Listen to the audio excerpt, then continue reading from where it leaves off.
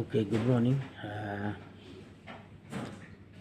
যে ভিডিওটা করার পারপাস আর এটা বলা বা একটা মেসেজ, স্পোর্টস মানেই আপনার ইনজুরিজ থাকে, আর সেই ইনজুরিকে কাম ব্যাক করে নিজেকে আবার সেই জায়গায় ফিরে আসাটা অনেকটা টাফ সিচুয়েশনের মধ্যে থাকে।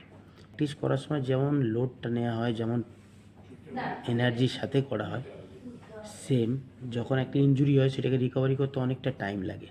কেন, এসসিএল অপারেশনের পরে তাকে কামব্যাক হতে অনেকটা টাইম লাগে, আর তার সাথে অনেকটা তাকে যুদ্ধ করতে হয়। কেন, একদম বেসিক্যালি একদম নতুন বর্ন বলতে গেলে সেইটাকে আবার স্টার্ট করতে অনেক টাইম লাগে। তো যাই হোক, আমি এসসিএল করেছি, আর এটাই ভিডিও করার মানে হচ্ছে যেসব স্পোর্টসম্যানরা যে যা আমার আর হবে না, আমি কী করে রিকভারি করবো, এইসব ভাববে না। সময়ের সাথে সাথে লড়ে যাও, হেঁটে যাও, এক্সারসাইজ করে যাও, দেখবে কামব্যাক নিজে নিজে হয়ে যাবে। সমস্ত জিনিসটা আপনাদের সামনে তুলে দেবো, কীভাবে আমি নিজেকে রিকভারি করছি।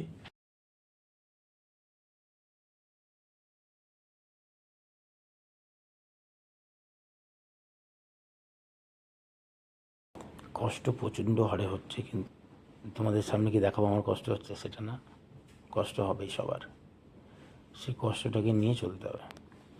চলো, টেক কেয়ার।